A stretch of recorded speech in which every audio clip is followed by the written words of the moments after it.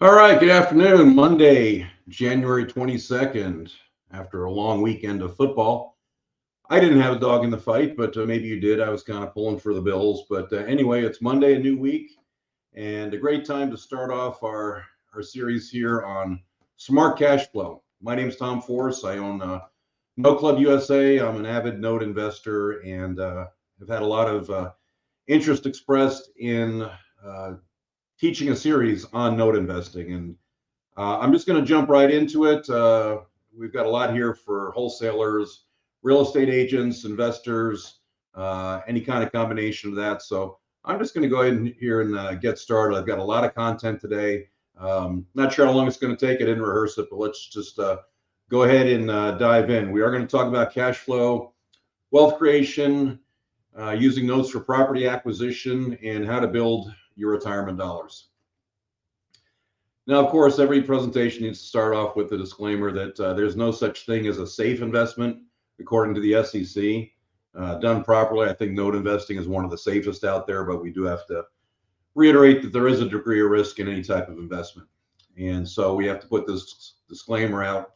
Please note that we are not dispensing legal or financial advice. You should have a competent CPA and attorney involved when evaluating any investment.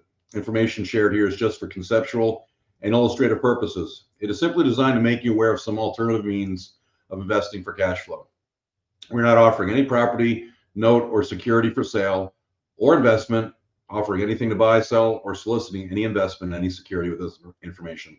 The portfolio examples shared in this presentation are simply shown for demonstration purposes and does not guarantee, is not a guarantee of any kind of performance or investment return. The good news, you can put away your wallet. I'm not selling anything here today. There will be some giveaways at the end.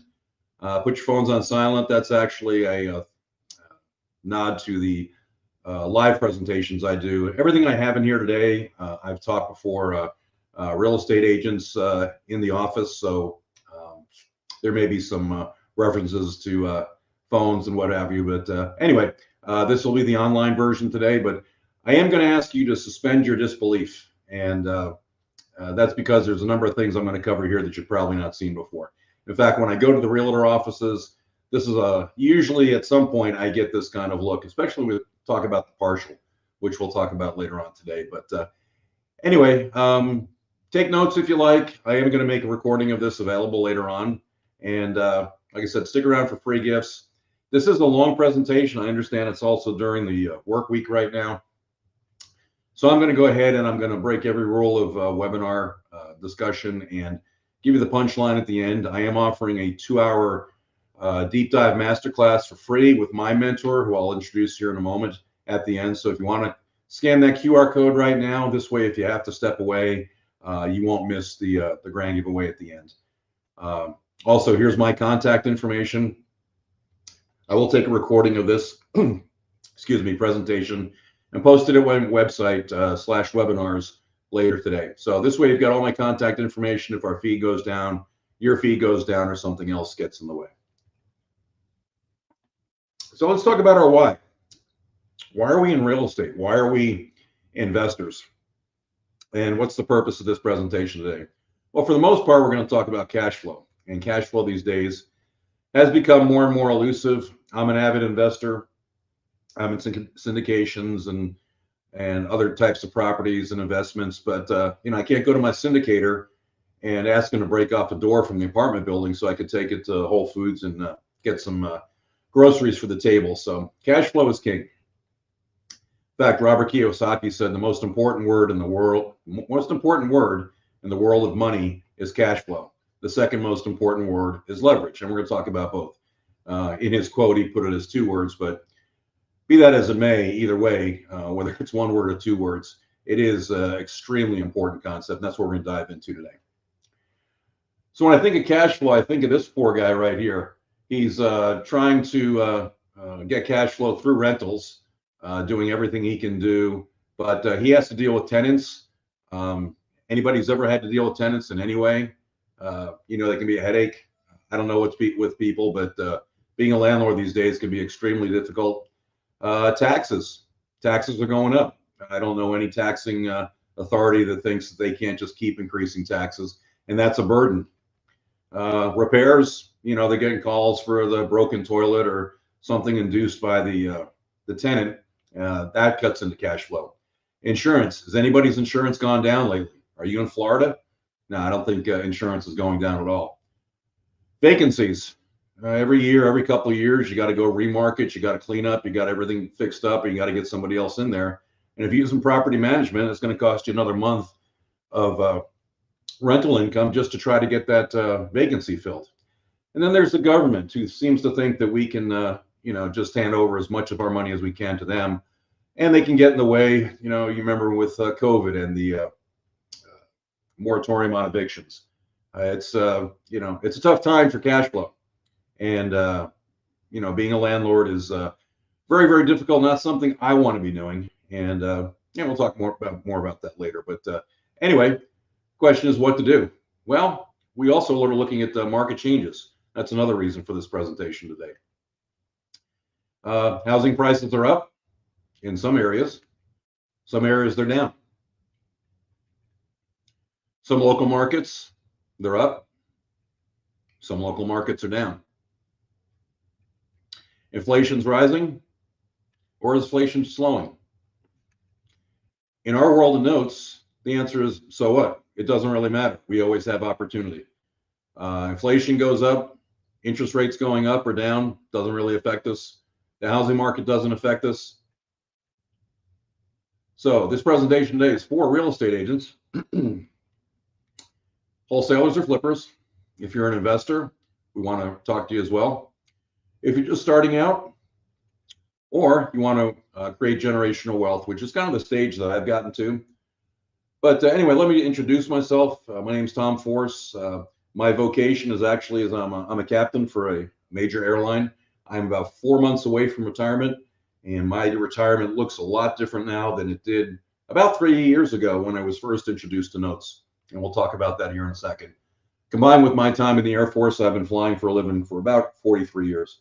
But I do have a pretty extensive background in real estate as well. 1986, at my first station, I did buy a single-family home, $86,000. The interest rate was 14.5%, and we didn't think twice about it.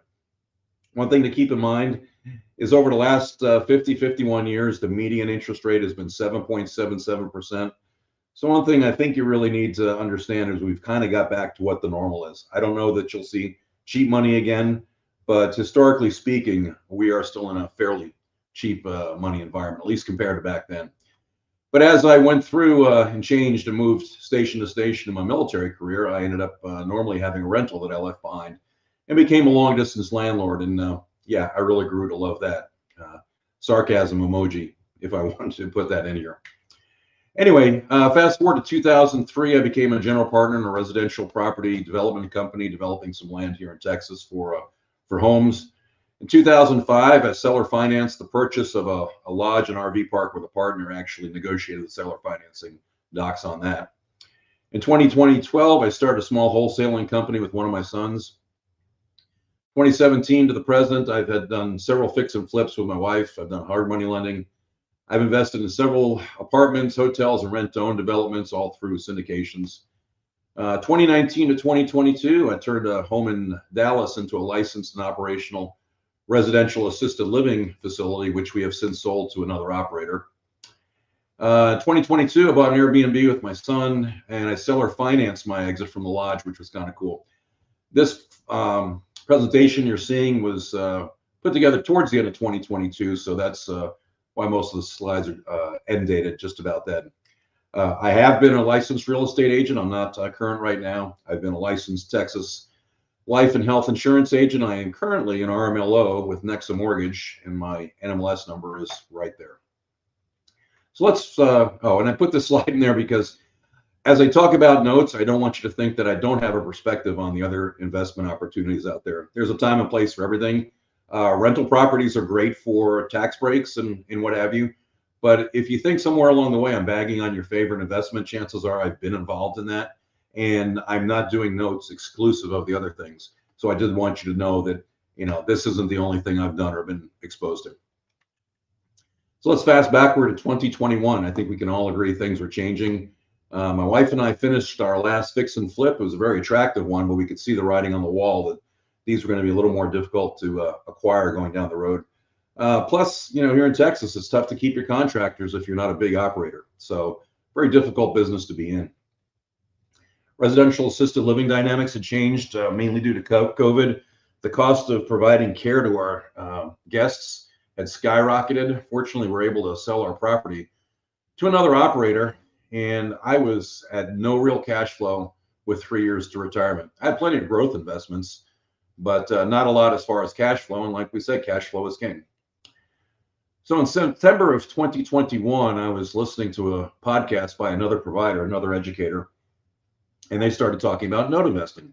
And the guest on was this gentleman, Eddie Speed, who runs Noteschool. If you're not familiar with Noteschool, they're here in Southlake, Texas, right down the road, and we'll talk a lot more about Noteschool going forward. But what Eddie said on this podcast just went off. I mean, there's probably seminal moments in your life where you can remember where you were when you heard something or saw something, where lights went off. And I sat here listening to this podcast and said, man, why didn't I listen to this stuff? Why didn't I hear about this 30 years ago? And I dove right in. Excuse me. I took what Eddie had mentioned on the podcast, and I started diving into note education. Started investing in notes just about right away for cash flow. And I set a 3-year goal to have a certain level of note income. The next month in November, I went to Note Expo as brand new, took it all in. But the big thing is I took action, and that's one of the things I want to go forward with today. Is I'm going to provide a free way to take action into this. It's not going to cost you anything. Just want you to learn more. But if you don't do anything, if you just watch this and go about your life, then all this is entertainment. Same with any of the other courses you take. If you don't act on it, it's just entertainment. So a month in, I was at Note Expo. By the next year, I was up on stage at Note Expo as Investor of the Year. And I don't say that to pat myself on the back. It's just that when you find something that works, dive in. And that's what I did. And so I had really reset the trajectory of my my retirement. In fact, so much so that by September of 2023, I'd hit that green line goal that I wanted for what I consider fairly secure monthly income. And I did that with a combination of cash on hand, a lot of it with retirement funds. In fact, most of my note investing is with retirement funds, and also a health savings account. And I guarantee you over half the people on this broadcast don't even know what a health savings account is. But we'll go ahead and dive into that a little bit more. But there's all sorts of ways to invest in notes. I've been on Noteschool's YouTube channel. They have a podcast every Wednesday called Noteschool TV. I think I've been on 4 times, and it's a great resource, another free resource you can go to. So go to YouTube and Google them or search for Noteschool TV, and there's a lot of content on there. I also created a website called Note Club USA. Spoiler alert, I am not selling a darn thing on there. I just want people to have the information. My life has been radically changed because of notes. There's a lot that you can do besides just investing for cash flow. And so I have an educational site there. I've got lots of videos. My latest newsletter is on there. And I've even gone ahead and started a podcast. We're about 9 episodes in over the last year, but I cover just about everything you can think of when it comes to note investing. Authored a book. It's a short read. It's a free one. You can get that on the website. And so that's enough about me. Let's go ahead and talk about cash flow. That's why we're here today. In fact, Warren Buffett said, if you don't find a way to make money while you sleep, you'll work till you die. And I think we can all agree on that.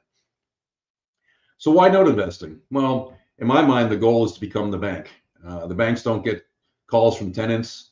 They just collect the money and put up nice big buildings. So they must be doing something right. So we've all seen this block at the end of any mortgage that we've gone ahead and taken out.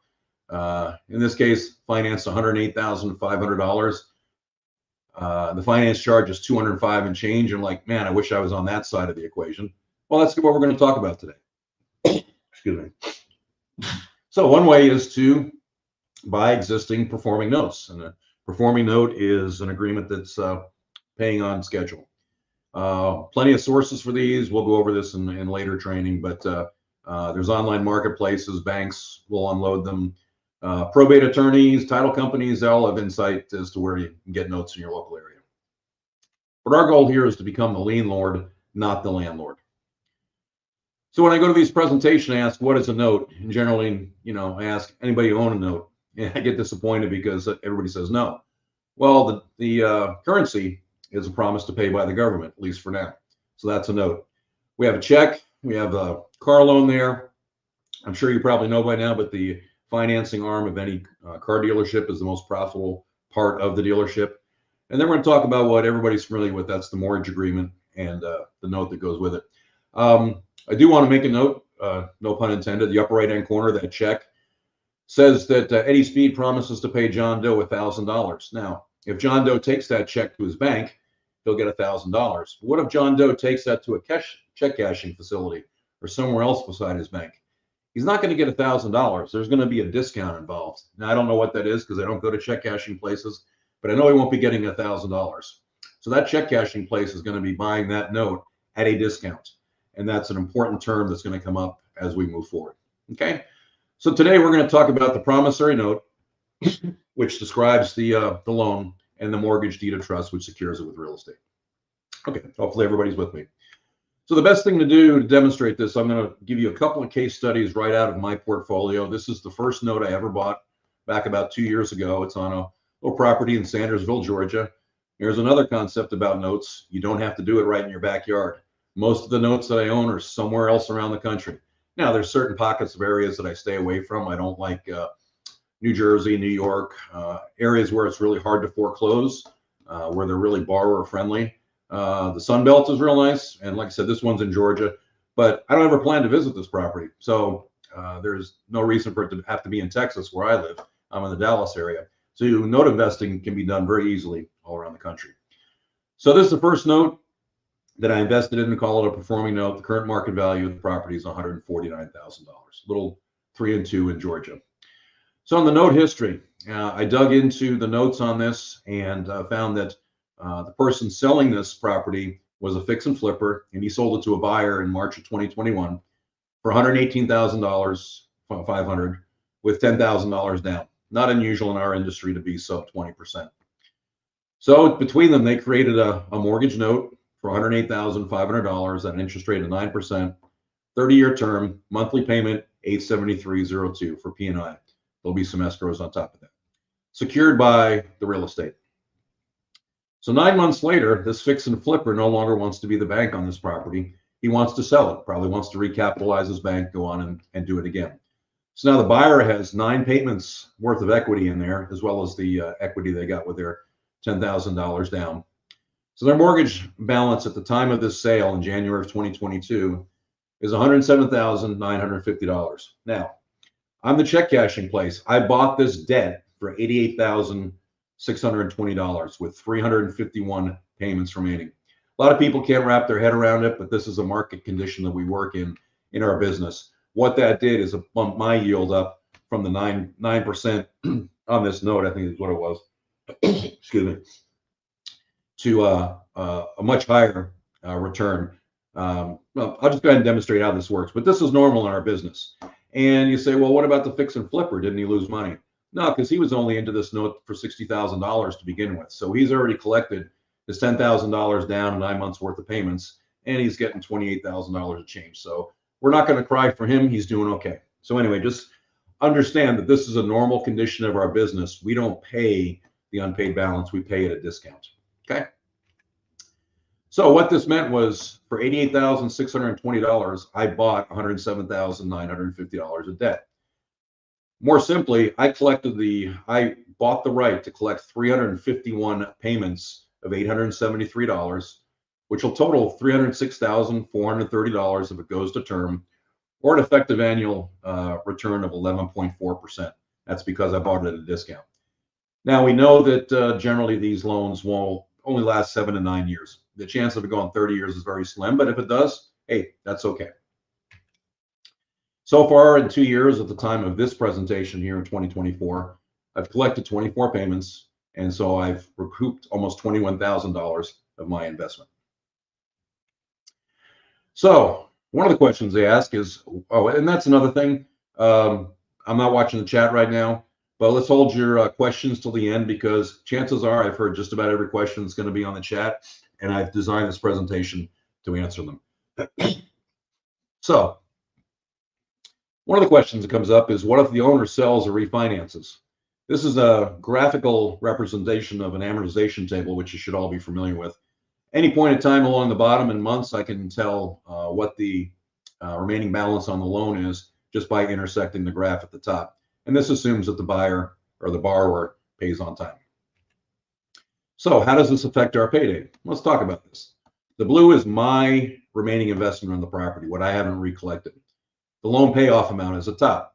So let's say on day one, I take possession of this note, I buy it, it closes, and the owner of that property says, you know what, I want to sell the property or I want to refinance.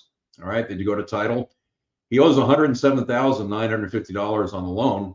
I've only put in $88,620, so I get an instant payday of $19,330 for a 21.8%. Pretty cool, I think. So let's look at what's more typical, maybe 10 years down the road. 10 years down the road, it's going to owe $95,684. My unrecouped investment as far as principal, every payment has a little bit of principal and a lot of interest. So my remaining basis is $81,589, but I will have already collected $104,760 worth of interest. Tack that on to the $14,095 in the difference between what he owes and what my basis is, means I will have been fully repaid back, and I will have made $118,855 on top of that. Now, keep in mind, these are great for long-term payback, but remember, this is also a one-time transaction. I'm not dealing with vacancies. I'm not dealing with make-ready.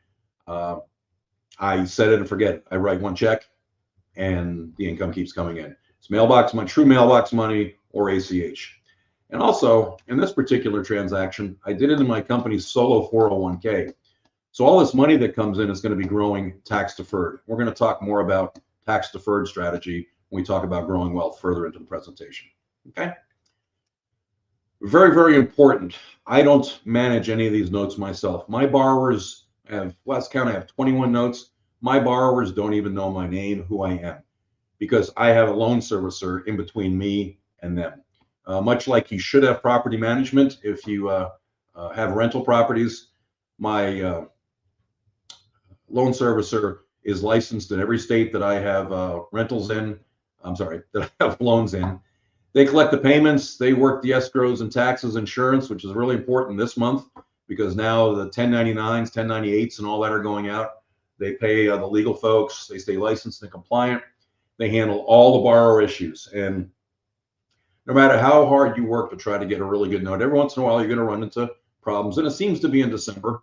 I've had a couple of notes where the borrowers missed a payment or whatever. But the loan servicers on top of that, they're checking taxes. They're getting in touch with borrower. And if you need a workout agreement, which we'll talk about later on, the servicer takes care of that. The bottom line is I don't handle any of that. I just collect the checks. It's as simple as that. Case study number 2. There's another note that was on land. I love land for lots of reasons. One is that it's generally a higher finance rate when you finance land. Also, if you have to take it back, one of the things that you have to do is you have to secure the property. So I don't have to worry about break-ins. I don't have to worry about winterizing or anything on land as I would with a house that I take back. So really enjoy land. They're not making any more of it, so it'll go up in value as well. So once again, a performing note, current market value $45,000. So in April of 2020, the buyer bought this from a land guy, somebody who bought a bunch of land, like divide it up and sell out parcels for $34,900 with $2,500 down. Here's your mortgage note right there, $32,004 with an interest rate of 9.9%. They did that today, it'd probably be up around 11.9. 20-year note, monthly payment $310.52. And then once again, it's secured by the real estate. So if he doesn't pay, I get to take it back. And we'll talk about that a little bit more later. In 2022, the original lender sells the note. He's had it for 2 years and he's ready to sell. The buyer's equity consists of the down payment and 24 payments in appreciation. And I point this out because you want your borrower to have equity in the property. This isn't like a tenant who came in with one payment down and doesn't really care. This is incentive for your borrower to keep making payments. They don't want to lose a bunch of equity that they've put into this property. So It's a really important concept. We'll talk more about it again here in a couple minutes. So at the time, the mortgage note balance was $31,258. I purchased that debt for $27,430. 216 payments remaining, secured by the property. So once again, I bought the right to collect 216 payments of $310 over the next 216 months. Adds up to almost $67,000, and its effective annual return is 12%. That's because I bought a 9.9% note at a discount to get my return up to 12%. So here's our chart for payoff day one. Well, the good news is, upon transferring servicing to my servicer, the borrower said, the heck with that. I'm just going to go ahead and pay it off. And he did that. So after 6 weeks, the title company sent me a check that included $31,258 for his payoff amount and $527 in interest. So my payday was $43.55, which was 15.9% over 6 weeks. Yeah, I'll take 10 of those. I'm sure you would too. Doesn't happen very often that it pays off that quickly, but it does at some point. I call that the money bomb, the little difference between the blue and the orange. You never know when it's going to go off, but when it does and you bought the note property, there's a pop of income into your account, which I think is very exciting. So you can do it for quick profit as well, as I've demonstrated. This one I did in a health savings account. And like I said, most people don't know about using tax advantage accounts to invest in. So much so that I went on podcast 3 of my series. I brought in an expert from Quest Trust Company. They're one of the well-known trustees out there in self-directed IRA community. Talking about solo 401ks, traditional IRAs, Roth IRAs, the health savings account, which is pretty magic. Everybody's tax-free going in, tax-free growth, and tax-free distribution if you use it for medical expenses. We also talked about Coverdell education accounts, and also how you can use your child's or your grandchild's investment account to invest in notes, even if they only have a few $1,000s in it. So make sure you note this address or take a screenshot here. Go to podcast 3 if this interests you in the slides. I throw this in a lot of my presentations to compare rentals versus just having a note. But if you have a $1,000 rent payment, you can kind of see that there's a lot of things that come out of that. You might net $600. I think those are conservative figures. On the note side, I just have my servicer's fee, and it says $50. Actually, most of my servicers are less than that. One is $35. One of them is $18.50 a month, and they take care of all. It's not a percentage; it's a flat rate. And I should have mentioned that before, but having a servicer is just a no-brainer. Just go ahead and do that. In fact, podcast 6, I have an hour-long interview with my favorite servicing company, Allied Servicing, and I think you'll agree if you're going to have a foray into this business, you won't do it without a servicer. Anyway, makes my life easy. And that's the thing. I love to travel. I like to vacation. I don't want my phone going off. Like I said, my borrowers don't know who I am. I'm not getting a call because something happened to them. The servicer, no, that generally they don't call the servicer either. They have to take care of themselves. They own the house. They have all the rights and privileges of ownership, and they need to take care of stuff. So they pay the insurance, taxes, all that. They pay me the principal and interest. So I do have one Airbnb, like I alluded to in the intro. Went on vacation about 18 months ago, and the guest drove me crazy as I was sitting down to dinner in Miami with my wife, and it was just exhibit A of why I don't like these types of things. So anyway, I can go on a cruise. I can take off 2-3 weeks. My phone's not going to ring. I'm just going to check my accounts and make sure that the payments have come in. The servicer takes those payments and sends them to me. Okay. The other thing about notes I really like is it's great for passing on to your heirs. Would you rather pass on 20 rental properties and all the headaches and all the active grind that it takes to create money with that? Or would you rather send something to them or leave something to them that's passive, such as 20 notes that, or 50 notes? It doesn't take much to manage a note where it's extremely passive. It's just something to think about. So, elephant in the room. We know what you're thinking. What if they stop paying on the loan? Great question. Comes up in every presentation, and we'll cover it in just a few slides because there's not much to worry about. All right, so the first thing we'll look at is Is the borrower a candidate for a loan modification? This is actually a property that's in my portfolio. It's the second note that I bought. But anyway, back in the spring of 2021, the borrower missed several payments and was faced with foreclosure with Wells Fargo. Well, I dug into the servicer's notes and I found out that this woman who's in her 80s had just become a widow. And she had gotten behind with all that was going on. Wells Fargo didn't care. They were going to go ahead and foreclose. And that's another thing I love about this business is we can have compassion. We can go in there and we can work out a solution within reason to keep people paying. It's a much more compassionate way of doing than the banks who just want to get it off their ledger. And so actually foreclosure, Wells Fargo passed this note on to a company called Revolve, who I've done business with before, and they'll buy these distressed assets. They got with the borrower, talked with her about her situation, and they offered what's called a trial loan modification. After 6 months of timely payments by the widow, the terms of the loan were permanently modified to an affordable $314 a month. Revolve then went and put the note on the marketplace. I picked it up. We'll talk more about that later. So this is a note in my portfolio.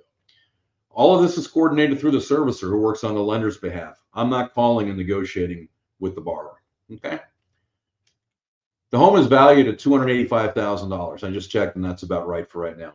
I invested only $45,741 for this lien when I got it. The unpaid principal balance is $90,000. The borrower now is 84 years old. Okay, so chances are at some point in the next 5 to 10 years, either she's going to pass away or somebody in her family is going to want her to move into some sort of assisted living. It's just the odds. At which point my money bomb will go off and I'll collect double what I have invested in the property. In the meantime, I collect that $314 a month. The second option is deed in lieu of foreclosure or cash for keys. If you're a landlord, you understand cash for keys. We can do the same thing here. It's unlikely to happen though, because the home's valued at $285,000. So I would tell the borrower through the servicer, say, just go ahead and put it on the market. If you can't afford it and you're going to get out, sell the property. We're in an equitable position. This isn't 2008 where everybody's upside down. So, but if they just don't want to, if she's a hoarder, doesn't want to go through that, then we'll offer a deed in lieu. I'll have boots on the ground there to offer money, assuming the property's cleaned on, broom swept, and ready to go on her exit. So that's the second option. Some cases aren't going to be quite as obvious. They may just owe what the home is valued with, and you just want them to leave, and you can go ahead and get it ready and get it back on the market again. Again, coordinated through the servicer. When you get it back, you can sell it, rent it out, or sell or finance, since you'll own it free and clear. All right, foreclosure always comes up. Once again, shouldn't happen in this case. But if it does, there is a set time period, or not a fixed time period, but there is a process where all of this works out. But, eventually you'll end up with a property. Hopefully you can work it out, but sometimes these things happen. I actually have a case right now that we're going to do a case study on about foreclosure. But when you buy the property, you're always looking at what's the worst case could happen. Worst case could happen, I end up with the property. And if I bought it right, stop and look at this for a second. Do you actually, other than the human toll on the person leaving, set that aside, if they decided not to sell it, they just make me foreclose. Would you feel bad for me in this situation? I invested $45,000 and maybe spent another $5 or $6 on legal. $51,000 in for a $285,000 property. When it goes to auction, I'm going to at least get the unpaid balance plus all my legal fees. And if nobody bids at the auction and it doesn't sell, I'd take possession of the property. So I'm not a lawyer, legal attorney, anything like that. I don't play it on TV. But actually, the best thing that could happen for my entire portfolio is for everybody to stop paying and let me foreclose, because I have such a discount on all my notes. Now, like I said, we don't want to see that. But foreclosure is nothing to be afraid of, especially if you're in the foreclosure-friendly states. And it's something we talk about in Note School and elsewhere. What about bankruptcy? Everybody thinks they can game the system by declaring bankruptcy. That's not true. Once again, I'm not an attorney, but what we normally see is Chapter 13. The trustee is going to put the debtor on a payment plan to get caught up within 3 to 5 years, depending upon the location. Also, normally they have to make their first payment within 30 days. So this isn't I get to continue not paying situation. And a lot of people don't understand that. So the trustee actually becomes my ally, and a lot of times we can get the property moving again towards either getting paid for or I can foreclose on it. Okay, that's really all we need to be concerned about. In fact, there's a lot of people who buy non-performing notes as a property acquisition strategy, and that's something that I talked about before. I'm actually going to show you an example right here. This is a property in Mississippi. I was looking to buy the non-performing notes based on a webinar we did with Noteschool. A lot of inventory comes through Noteschool and their sister Colonial Funding group. And on Wednesdays we talk about non-performing notes. And so I saw this particular piece of inventory come up. It's in Mississippi, and yes, that is spelled right. I did one thing right there. The note date was created. The borrower bought the property on February 1st, 2018 for a purchase price of $55,500 and only $1,500 down. Big red flag. Don't do this, people. Get people who are going to be economically invested in your property. The punchline on this about her being foreclosed on shouldn't come as a surprise. If I was creating this note, I'd want to see at least 10% down, maybe $10,000. Okay. This becomes nothing more really than a rental for her at this point. So anyway, the loan's $54,000, 10%, 30 years, principal and interest $473.89, and she does escrow her taxes and insurance. So as of March 17th, she made her last payment, which brought her current to January 1st of last year, which meant 302 payments were left. And she was 3 months behind when she got caught up to January 1st. So the note is up for sale June 2023. The company that originated this note didn't want to deal with it anymore. And that's typical. No problem. There is a market for this. At the time, the unpaid balance was $52,228, but the unpaid legal balance, considering arrearages, legal fees, had gone to $55,735. Unpaid legal balance is what you can collect at auction. All this money that I'm putting in, let's say if I have to get it to the foreclosure line, is all something I can collect at the auction. So I got a broker price opinion. If you're not familiar with this, we hire a local real estate company to go by, do a drive-by, do an assessment, look at comps. Bottom line is it was worth anywhere from $58,000 to $60,000, given a couple of different scenarios. Fair market rent's about $700. I also went to NAR RPR. If you're a real estate agent, you may not even know this is available to you, but it's narrpr.com. Sign up. It's free as a real estate a member of National Association of Realtors, which my wife belongs to. You can go in and get comps for just about any property in the country, and there's going to be a confidence score attached to that as well. Went into PropStream, went into PropWire. If you haven't used PropWire, check it out. It pretty much does everything PropStream can do, and you do it for free.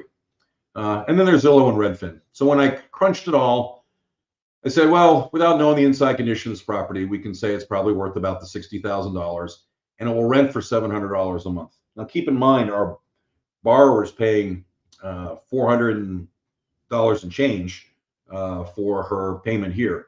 So that's an incentive to keep up on your mortgage payments, because if you're kicked out, it's going to cost $700 just to rent somewhere. At least you would think people were thinking logically. But you'll find out in this business, a lot of people don't. So, given all that I just told you, what would you buy this property for? I'm sorry, what would you buy this note for? Okay, well, I bought it for $32,635, 55% investment to value. Now, keep in mind, the value is worth $60,000. If it's 55, is that a big deal? No, it's not. Okay. The big thing is I bought this fully expecting to have to foreclose. I did not see her getting her herself back on track. If she did, that'd be awesome. That's what I want to see. I don't want to take properties back and sell them. It's a little bit of a pain in the ass, okay? But I want somebody to have the benefits of home ownership, to grow wealth. I want to be a partner in that. So if you just work with me, then let's get it done, okay? But some people, they just try to game the system, or, you know, I won't get into it, but for some reason, logic escapes them, and they just don't understand what a good position they're in. So the first thing I did is I engaged the borrower. I hired a door knocker / inspection. I've got a good set of connections through Noteschool. They did a door knock and left a letter in the door jamb. Did that on June 28th, 23. Came back, got the report. It's occupied. There's a car in the driveway. The AC was running. No issues noted. Okay, so good thing is it's not empty. They haven't left. All right, they're not trying to rent it out. They're living there. So they do have some emotional reason to want to stay there. That's what we're looking for. So the very next day, the borrower called my servicer. Didn't call me, called the servicer. And I don't want them calling me. Anyway, the note said, spoke to the borrower this morning and she will be sending 3 payments on or before July 15th. And then we'll send a payment each month with additional funds to bring the account current. Now, this reflects a pattern of payment that I saw in the note history before I bought it, but I was a little skeptical, and for good reason. The borrower has not paid or contacted the servicer since. Okay, man, I will work with you till I'm not even going to use a cliche. I will work with you no matter what if you're honest and you're in a bad way and you're trying to make it work. But if you're just going to ghost the servicer, I don't know whether she's lying or whatever, but then we just got to go ahead and move forward. July 31st, I hired an attorney. They sent a fair credit letter, notice of default, and on it says hired to foreclose on this property. That cost is added to the UPB. I also expected to kind of get the borrower's attention, like, hey, stuff's starting to get real. So the possible outcomes at this point, she gets back on track. Kind of thinking that wasn't going to happen. Cash for keys, yeah, possibly. Or we're going to foreclose. So what do we do if we take it back? Well, we can sell it for cash, which is probably what I would do, or find a new buyer who would like to own on terms. So where are we now? Today. Okay. Well, the foreclosure was approved by the judge on December 12th of this past year, just over a month ago. Borrower had 30 days to vacate, which I couldn't stand. I thought they should have been out right away. They knew this was coming. But anyway, they did leave the property without trashing it. Property's empty on January 12th. I have engaged a company through the same folks who did the door knock to secure the property. The locks are changed. I've got pictures. I got a repair estimate, and I've engaged a real estate agent to go ahead and talk about selling the property. I may sell it for cash, or depending upon some other conditions, I may go ahead and sell it on terms. Anyway, so what I did was I went and bought a non-performing note, knowing full well that would probably fail. And there was enough equity in the property that I know that just under any situation here, I could go ahead and make some money by selling the property. Keep in mind that a lot of these borrowers cancel their insurance, but through my servicer, they impose what's called forced place insurance on the property. So even if she decided to get real mean and burn the place down as she left, the insurance has got it covered. So very important to make sure that insurance is on the property, and good servicers keep track of taxes and insurance. Taxes are another whole issue. I'm not going to get into this, but in some parts of the country, you can lose your first lien position due to taxes and even municipal liens. And I'm speaking to you people in New Jersey. Anyway, so a common question I get in note investing, especially performing notes. I have some notes. I need some cash. What can I do? My pockets are empty and I need some money. Well, when you own mortgages, they're an asset. They have value. One of the things you can do is use them as collateral for a loan, individually or collectively. There are plenty of companies out there that will give you a good percentage of the value of the unpaid balance. Now, a good pay history on those notes would help, show 12, 18 months of no missed payments. That's going to be a valuable loan. Now, companies like First National Acceptance Corporation and other places, you can send your notes to them. They'll value it. There's many of them that are out there that will do that. You could sell a note or two if you had to. Now, they're very liquid. We have plenty of marketplaces to do that. The good thing is that since you bought it at a discount, you should be able to get pretty close to what your remaining basis is. It's not like trying to sell a rental property in this market. If your whole net worth is tied up in your rental properties, you're not going to get, if you have to sell under duress, you're not going to get back what the property generally is worth. But with notes, they're paper and they move very quickly. And the third thing, which is very, very, very cool, you can sell part of it. Yeah, it's called the partial. It's one of the greatest wealth building strategies that no one's ever heard of. And unless you've watched this webinar, now you've heard of it.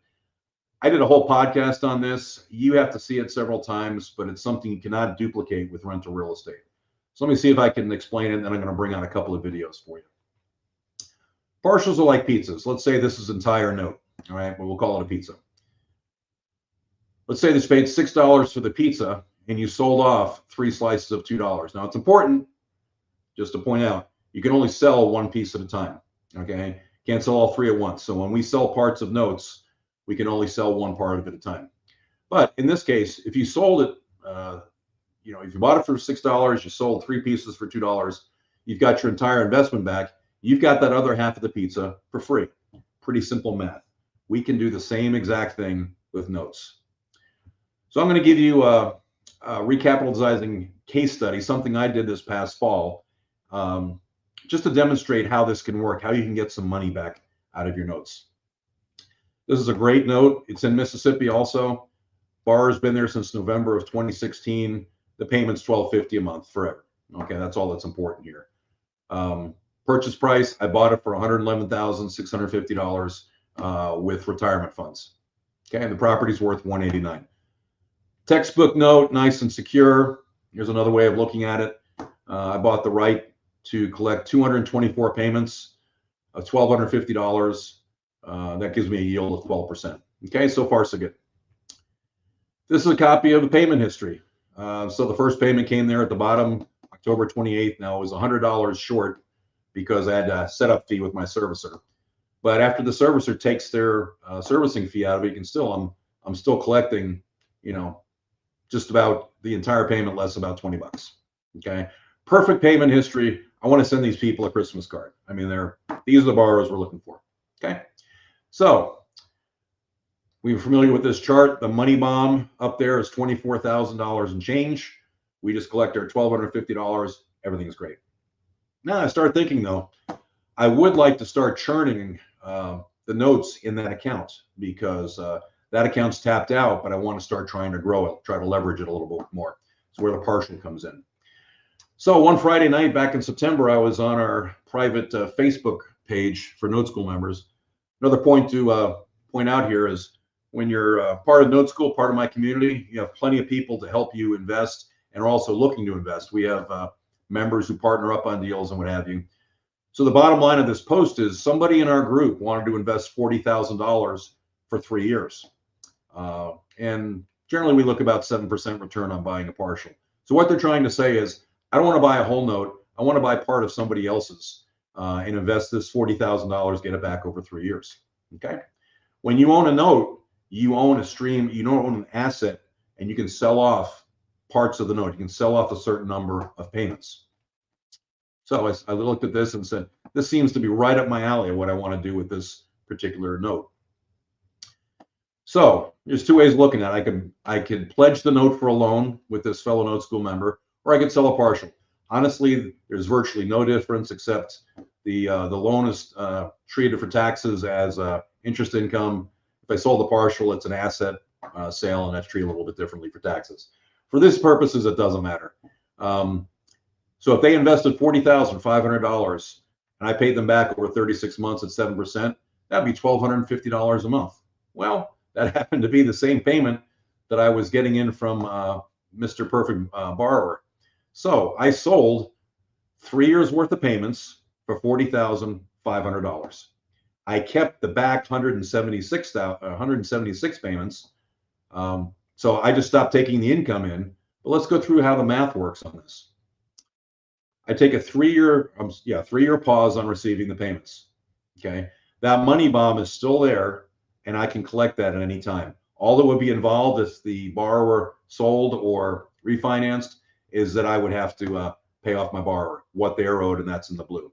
But that gap is still there. Okay, now here's where it's really cool. I had $14,749 of income in year 1, the first year's worth of return. I took in another $40,500, so I've got $55,000 of my $11,000 change back after the first year, which lowers my risk tremendously. I'm only into the asset for $56,000 and change to keep $220,000 worth of payments on the back end. That changed my yield to 26%. Okay, so the big thing is I got a bunch of money back out up front, and I'm keeping a back end. Okay, it's wealth building at this point. So the top part is what we saw before, but of course I'm going to take that $40,500 and reinvest it. Generally, I look to get about 1% a month on my note investments. So let's say that I got a note at 40 that was worth $40,000. I'll get $400 a month. That's going to add another $84,800 to the equation for 212 payments and probably more payments. Okay. This may be confusing. I just want you to see the concept. I don't need you to grasp it. We'll talk a little bit more about it later, but I just want you to understand how very cool this is, even if the numbers are a little bit all over the place for you. So now instead of one note, I have two notes for the invested cost of $111,650. Now the $40,500 during the time frame we're looking at will return $84,800. The original cash flow from year 4 on is $220,000 plus the first year cash flow. I'm getting $319,550 for the amount that I invested for one note. Or let's look at it this way: the leverage that I created. Remember, we're going to talk about leverage. For the same amount of leverage, I was planning to get 280, but with the new note that I get 319,550. Okay, so I'm getting 39,550 extra. Or what you could have done is you could have gone and just kept the $40,000 in your pocket and used it for expenses. So that's just answering the question: what do we do with notes when we're full out invested and we actually need to take in some more? Let's take it one step further, and this will segue into our videos. Let's say I did this 3 times. After the first loan, second loan, third loan comes in. So I pause my payments for 9 years and I take in $40,500 each time. I'll talk to this investor each time then his loan's paid off. Hey, you want to do it again? Let's say they did that. My money bomb is still there. You can see the 90,000 versus the 79, getting a little closer because he's paid down some principal. But I've taken in, that second line there is really important. I've taken in 121,500 loans. I am not into this asset for anymore. I have already collected more than I put in just on the asset itself. I've received $25,000. So I have no outlay. I'm actually $25,000 to the good, and I still have $130,000 in payments still coming. So I can't compute the yield because I have nothing at risk. I've already collected 25. I'm out 0 and have 130 to go. That's powerful.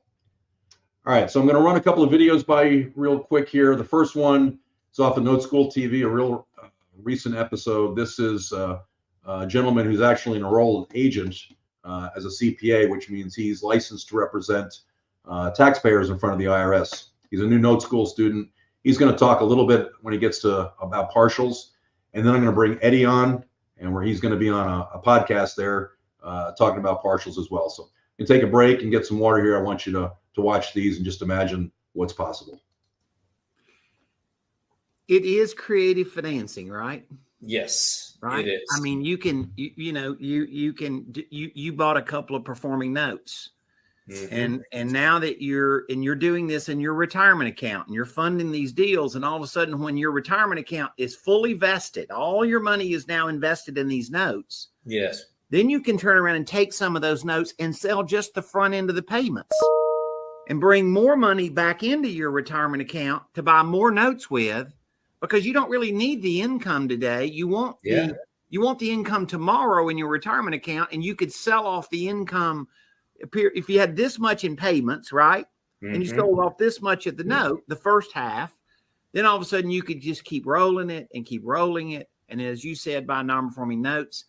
And this gets you and I all excited because this is the opportunity that people are seeing at the moment in notes that, quite honestly, other rental investment strategies are not working so good. It doesn't mean they'll never work again. It doesn't mean what you haven't done isn't been great.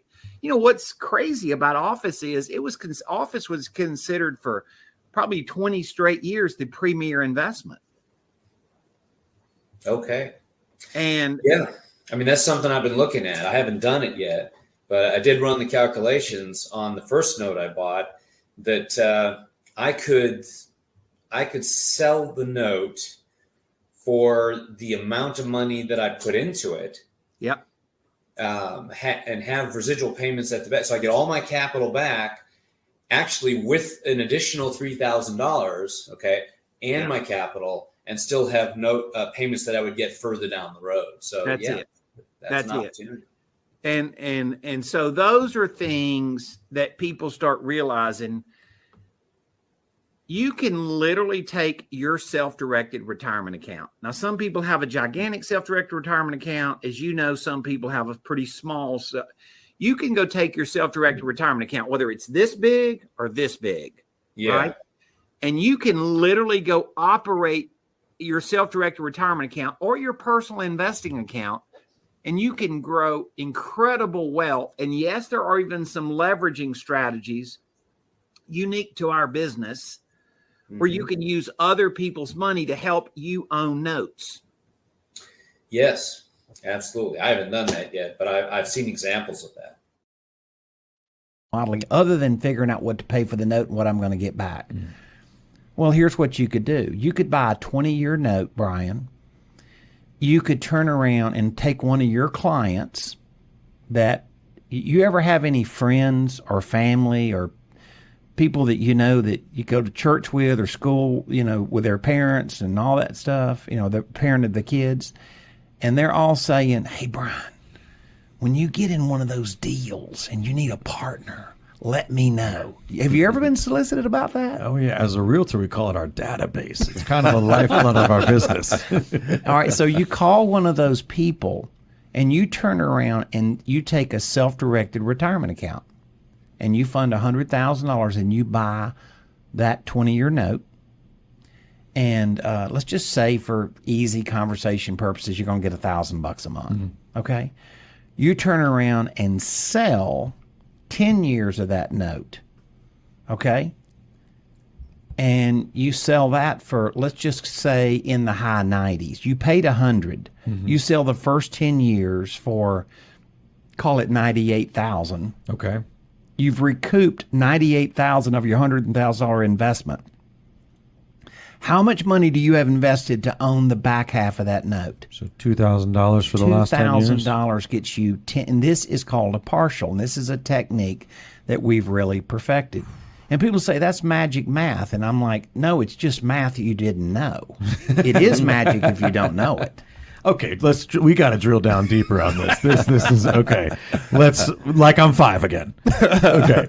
So you're selling the first 10 years. Yeah. So what does my cash flow position look like for the first 10 years? Do I get any? You sold it. Okay, so I sold it. So now I only have that's a invested. wealth growing strategy. That's not a cash flow strategy. Right. So you may not do that on every deal you buy, but let me tell you something. You got those kids, take a Coverdell educational account. Okay. And do that strategy and take one note that would pay for 2 years of your kid's college. Right. No kidding. Really? And so if you diversify, right? You can diversify and you can mix your bag a little bit between present cash flow and future cash flow. And I'm sure this where the financial modeling aspect comes in. You could essentially predict your wealth building strategy up front for the next 20 years. Well, and Brian, to tie it to the example you're showing before about rentals and how, I got to hang out for that appreciation. Okay. So what if you could just take $2,000 and say, hey, I'll put in $2,000 now, and then 20 years from now, I'll sell that rental house for $100,000. Right. That's basically because you've kept the back end. Right. So your back end has value. Right. But it's an incredible leverage technique. Yeah. And at the end of the show, we're gonna give something so people can kind of see a little class. We'll have a couple hour little class and actually go through step by step and show the math and show so it's not. I don't want to make it mystical. Sure. Right now, we're just talking about what's possible, not all the mechanics of how you do it. But we're saying what's possible, and people will come to me all the time and they say, Eddie, you talk about having investable capital, and I do have investable capital. I have $300,000, but I'm not Tom, and I can't go own 20 notes. And I'm like, oh yes, you can. Yeah. Right. And so, but once again, they don't know what's possible, and we're simply teaching people. You know why I love realtors? Because realtors are problem solvers. They're fun to teach because they're problem solvers, and they're not scared of real estate. Right. They already know the collateral. And I've said this. I've spoken a lot over many years, right? And I've said this from audiences from Miami to Seattle and everywhere in between. And that is, would you rather be a landlord or the bank? It's pretty simple. Well, I think you know the answer to that. That's powerful stuff there. So to finish up the part here about notes for cash flow, the mortgages can cash flow, easy, carefree money as far as I'm concerned, one-time investment. And you can also do it to build generational wealth. And that's kind of what Eddie was alluding there to as well when we start selling partials. A new concept to just about everybody on here. I understand that. So as part of that master class that Eddie's going to teach you, and like I said, you get 2 hours with Eddie for free. And you think you're learning something here, 2 hours with Eddie, it'll blow your mind. One of the things he's going to give you is a partial calculator tool. So you can sit there and do the what ifs. If I owned a note, how much could I pay off or sell off to take some stuff in? Also, why partials are game changer for your self-directed IRA. So anyway, you should already have the QR code for that. We're going to have it again here at the end. So we're about an hour in, so I'm going to finish up here. We're going to talk about seller financing real quickly. This should pique the interest a little bit too of wholesalers and real estate agents. Going to kind of buzz through this a little bit more quickly, but there's a saying that seller financing fills the void that conventional financing can't serve. And we're going to see that. We see that right now. I built this part of the presentation in 2022. I actually did a presentation for KW Living. If you'd like a copy of that, go ahead and email me right there. I'll give you the 1 hour presentation on seller financing that I did for them at the end of 2022. But 2023, with rates going up, seller financing is coming to the fore, and that's the way it's been through history. We've seen these cycles before with interest rates. And so when interest rates go up, a lot of people can't qualify for loans. So why now? Interest rates are going up and probably will stay at this level for a few years. We talked about that. Inflation and other economic issues may force some property owners to sell out of necessity, maybe a job loss or they got to move for work. Aging baby boomer landlords want to start cashing out in the face of a tough market. We're going to talk about that here. Tax advantages as well with seller financing that you probably don't know about. And investor capital to support these transactions is sitting on the sidelines looking for something to do. I know everybody's excited about investing in the stock market, right? No, in fact, the folks at Quest Trust Company told me that they have, last they checked, it was over $500 million sitting there in cash with people looking to do something fairly safe with it. Here's that safe word, but they don't want to put it in the stock market. So note investing, seller financing, notes secured by real estate are a place where they can go. When they learn about this, this is something they look to do. Qualified mortgage borrowers are drying up. Lending standards have tightened up. Banks have stopped lending as freely as they had before. We've all seen it. Today, only 1/3 of the borrowers who could qualify for a mortgage in 2020 can qualify today. And even though this slide's a year old, the numbers are still pretty close to about the same. Talk about seller financing real quick. This is an old chart, but it talks about the volume in seller financing. It's more than you would think. And that bar on the right-hand side for 2022 is going to be even higher. I just haven't updated the slides yet. Texas, if you're in Texas, almost a quarter of all the seller finance transactions in the country happen here. Probably because we have a lot of land. Southern half of the state, there's a great demand for seller financing, just the demographics. That's all I have to say about that. And that works out great. And there are some of the other states, but it is available in just about every state in the union. Residential makes up about 53% of all the seller carry. We call it, seller financing, creative financing. But you can do commercial, you can do land, and there's some that we just don't have the data on. A lot of you think about seller financing, you think about the Alabama condo community. I'm sorry if you're from Alabama, we'll call it Mississippi. But anyway, I like that one there on the bottom. The guy's got a lake view. But anyway, this is the notion in some people's mind about seller financing. But actually, this is more like the reality. These are properties that I could have bought and been the landlord on seller financing right off of Noteschool's portal last year. Vacation home, 12 acres along 281 in Texas, a Honolulu condo. We're talking nice properties. I don't buy crap. I buy good homes, or I don't say I don't buy them, but I lend on really good homes, and that makes my life a lot easier. Okay. Real estate agents and wholesalers, pay attention now. Okay. Are you the one tool person, or do you have a whole toolbox? All right. You go to a listing appointment. You go to an appointment to try to get a property under contract as a wholesaler.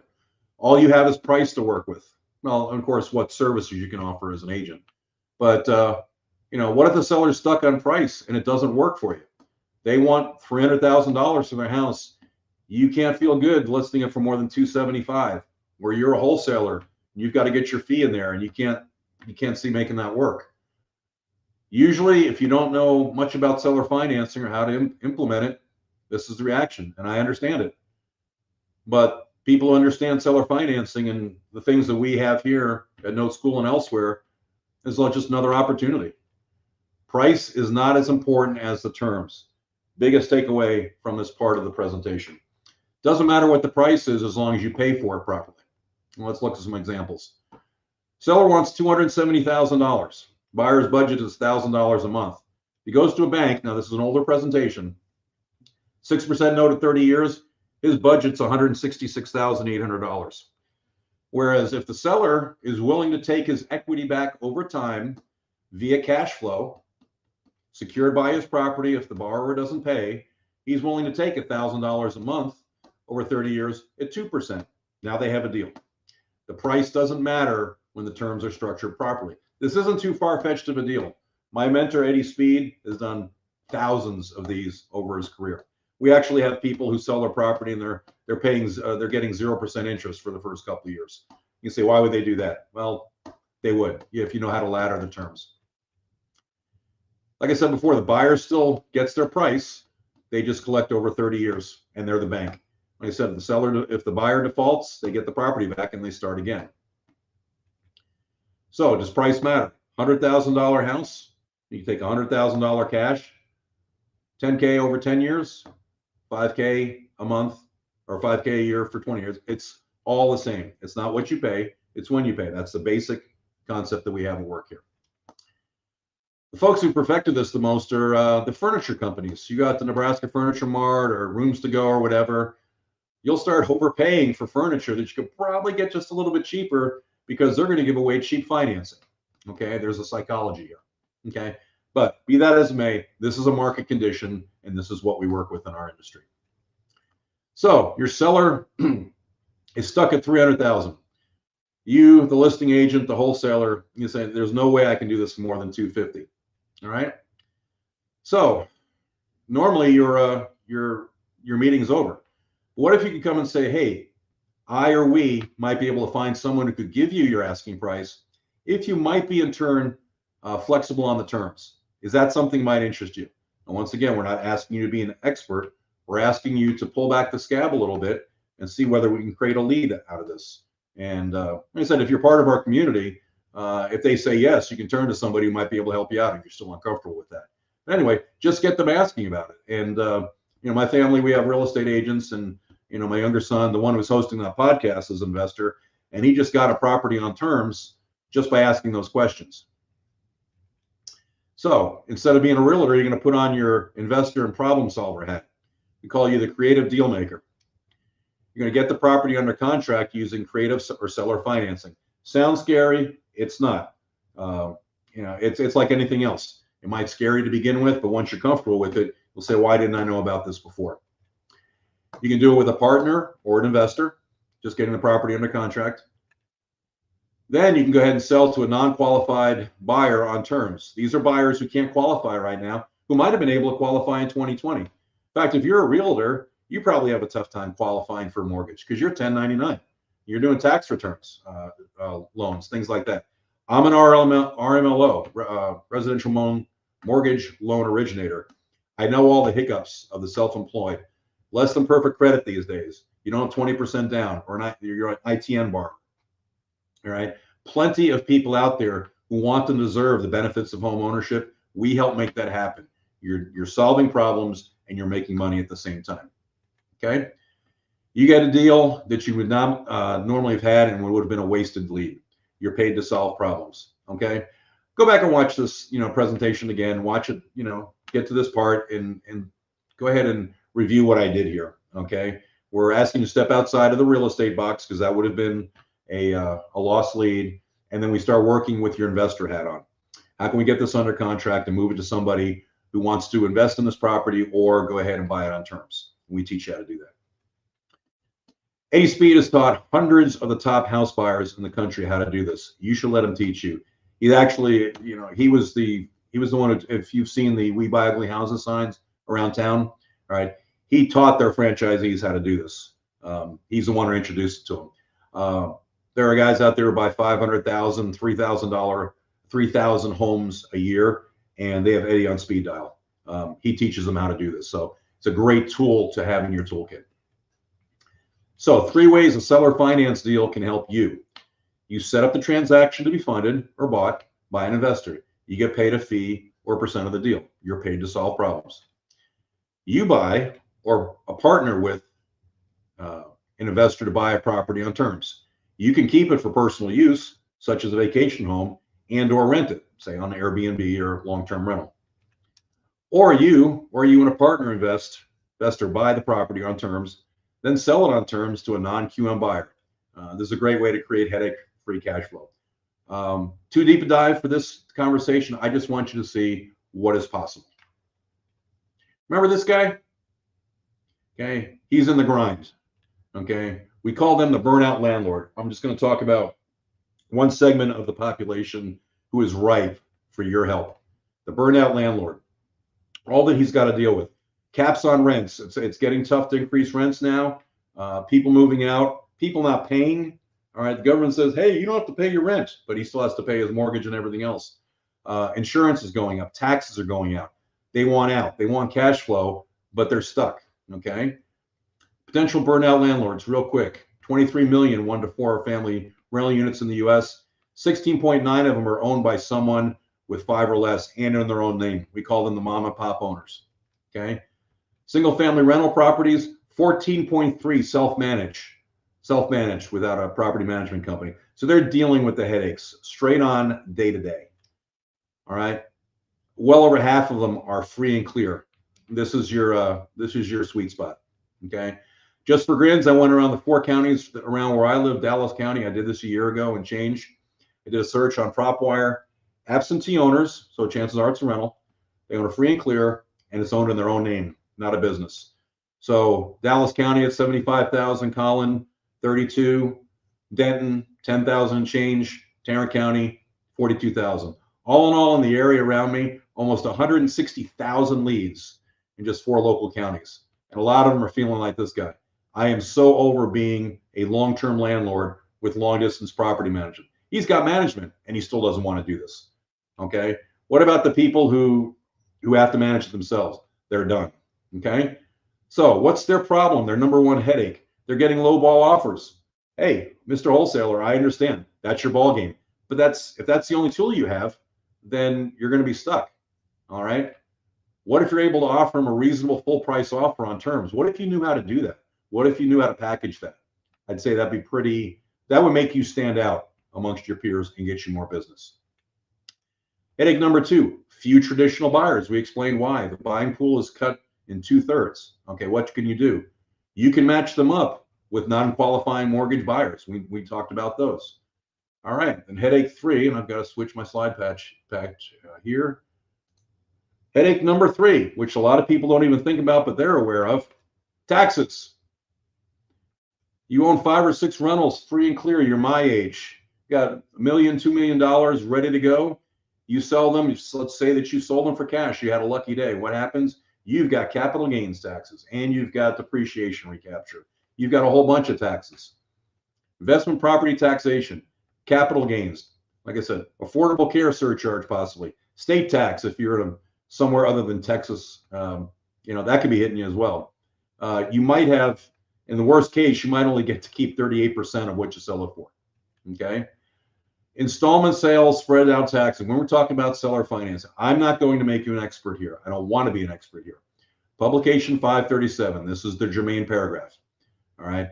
Basically, what it says in a nutshell is that if you spread the gain out over time, you only pay capital gains as you receive the gain. All right. So you make $100,000 capital gains on the sale of your property. You spread it out over 20 years. Well, do the math. You're paying capital gains. Divide 100 by 20 years, $5,000 a year in capital gains, and it's with tomorrow dollars, which would be worth much less. So instead of paying tax on the capital gains all up front, You're spreading it out over time. Okay. Better yet, since they're paying the gain over time, they may end up paying no capital gains tax at all. For 2022, if their AGI was less than 80,800, they wouldn't pay any capital gains tax at all. Okay. Now, we don't want you to be a tax expert. Remember, publication 537. You just want to offer this to burnout landlord if they're stuck, with taxes being their issue. We want the seller to validate all of this with his or her CPA. Okay. This will often be eye-opening for the seller and gives you a great opportunity to continue down the path to a sale that you may never have had a chance to make otherwise. Okay. That's the purpose of this exercise here. Okay. So Mr. or Mrs. Expired listing. Okay. Just curious, has anyone provided you with a tax strategy offer, giving you a fair price and possibly a large tax savings? Would that interest you? Once again, we're going to try to steer them towards selling on terms. Okay. Hour and 16 minutes in. Thanks for the people who stayed here. I can see the number up in the corner. We're going to go ahead and wrap it up here. But like I said, the replay will be out there. What did we cover today in an hour and 16 minutes? Okay, we covered what a note was, how to become the bank. It's much simpler than you think, and why you want to be in the bank. Owning notes for cash flow versus rentals. What to do when notes go bad. How to use non-performing notes to get properties at a discount like I did in Mississippi. Using other people's money, it's out there. Using tax advantage funds. Please go to podcast number 3 and watch Derek. Okay. The magic wealth creation of the partial, which when you understand it, just blows you away. Why seller financing is suddenly becoming more relevant. Why having the seller finance a transaction broadens the buyer pool and makes price irrelevant. Nice misspell. Potentially huge tax savings for sellers with the installment sale, and questions you can ask a lead to potentially create a deal where it otherwise was not going to happen. Okay. Kind of thinking most of you are looking like this today. You're going to kind of turn your back a little bit on traditional real estate and want to check out the other marketplace. It doesn't need to be mutually exclusive, folks. Still want you to keep doing what you're doing, but hopefully I've opened your eyes a little bit to what can be done out there. And I just want you to get the information. Okay. That's why, as a thank you from Eddie for spreading the information out there, he's going to offer a masterclass. He's going to teach it. You saw him on the podcast. He's completed over 50,000 note deals. He's been doing this for 42 years. He's done 6,000 deals in the last 3 years. There's over 2,000 of us that have been through Noteschool that he mentors. One of his mentees is the leader of Keller Williams Wealth, Brett Tanner. The top producers in KW, the richer folks, go to him for investment get-togethers. Eddie was down in San Antonio last February, braved the snow and ice to go down to speak to that group. And we had many folks there express an interest in notes. So maybe 2 years ago would think, I don't need that.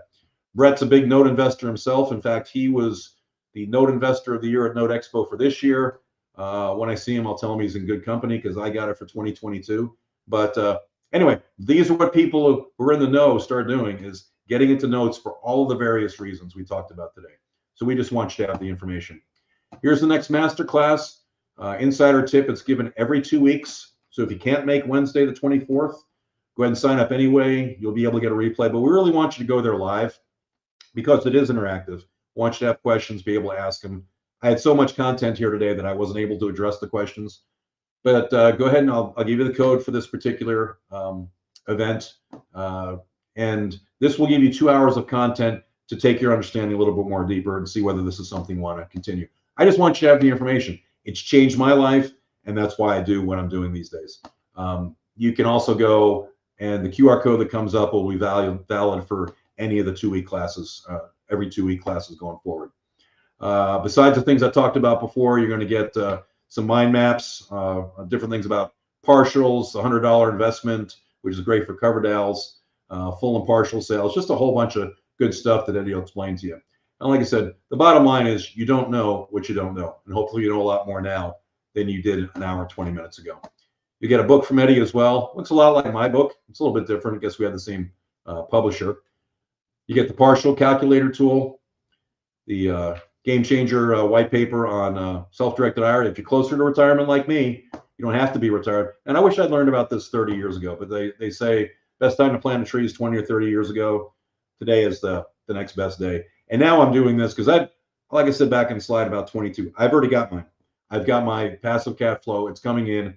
I don't have to worry about it. When a note closes out, I go and reinvest that. But now I'm starting to build generational wealth for my family and my grandkids. And this, I know of no better way to do this, no better business to pass on to my family. Okay.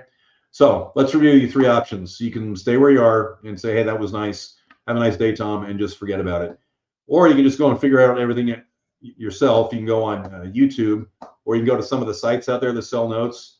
I've gone to a lot of them, and I can tell the rookies right away because they're trying to sell notes at par that they just created and things like that. You can get yourself in a lot of trouble by not knowing how to do your due diligence. That's one thing that Note School taught me, was how to do due diligence, how to get title reports, how to look at a note, how to make sure it's a good deal. That down payment thing. Somebody created a note with $1,500 down. They were asking for trouble. We want to keep you out of trouble, okay? Or you can attend Wednesday and see this, if the strategy makes sense for yourself, and you'll be taught by one of the top note investors and educators in the world. What more you could ask for? And it's free, okay? There's a QR code, just some information on the left-hand side. Go ahead and attend. I'd really like to see you all there. Let me go ahead and bring this up so I can say goodbye. Anyway, take a screenshot. Go watch my podcast. Go ahead and check out the site, but get into the masterclass. It's a great way to start. You'll have an expert. Like I said, I've only been doing this for about 3 years, but I've learned so much, and it's done so much for me that I've wanted to, get the word out. So I want you to have the same thing too. So thanks for sticking with me, and we're going to go ahead and call it a day. Look forward to seeing you again. We'll be doing this again another month from now, but you'll be able to watch it evergreen in the webinars page on my website. Till then, thanks for coming. We'll see you in class and hope to see you next time. Take care.